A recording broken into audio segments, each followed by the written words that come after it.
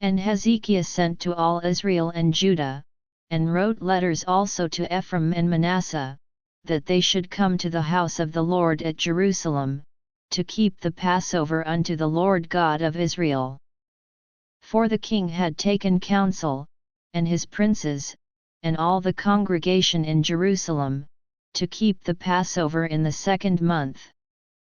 For they could not keep it at that time, because the priests had not sanctified themselves sufficiently, neither had the people gathered themselves together to Jerusalem. And the thing pleased the king and all the congregation. So they established a decree to make proclamation throughout all Israel, from Beersheba even to Dan, that they should come to keep the Passover unto the Lord God of Israel at Jerusalem, for they had not done it of a long time in such sort as it was written.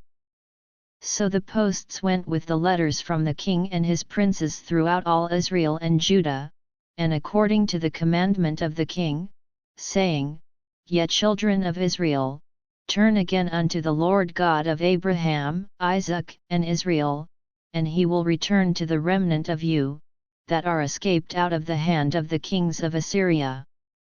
And be not ye like your fathers, and like your brethren, which trespassed against the Lord God of their fathers, who therefore gave them up to desolation, as ye see. Now be ye not stiff-necked, as your fathers were, but yield yourselves unto the Lord, and enter into his sanctuary, which he hath sanctified for ever, and serve the Lord your God, that the fierceness of his wrath may turn away from you.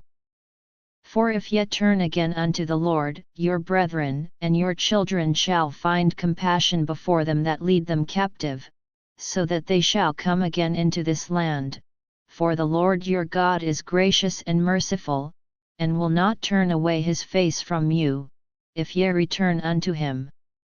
So the posts passed from city to city through the country of Ephraim and Manasseh even unto Zebulun, but they laughed them to scorn, and mocked them.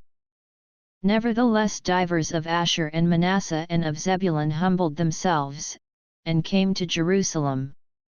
Also in Judah the hand of God was to give them one heart to do the commandment of the king and of the princes, by the word of the Lord. And there assembled at Jerusalem much people to keep the feast of unleavened bread in the 2nd month, a very great congregation. And they arose and took away the altars that were in Jerusalem, and all the altars for incense took they away, and cast them into the brook Kidron. Then they killed the Passover on the 14th day of the 2nd month, and the priests and the Levites were ashamed, and sanctified themselves, and brought in the burnt offerings into the house of the Lord. And they stood in their place after their manner, according to the law of Moses the man of God. The priests sprinkled the blood, which they received of the hand of the Levites. For there were many in the congregation that were not sanctified, therefore the Levites had the charge of the killing of the Passovers for every one that was not clean, to sanctify them unto the Lord. For a multitude of the people, even many of Ephraim and Manasseh, Issachar and Zebulun, had not cleansed themselves, yet did they eat the Passover otherwise than it was written. But Hezekiah prayed for them, saying, The good Lord pardon every one that prepareth his heart to seek God, the Lord God of his fathers, though he be not cleansed according to the purification of the sanctuary.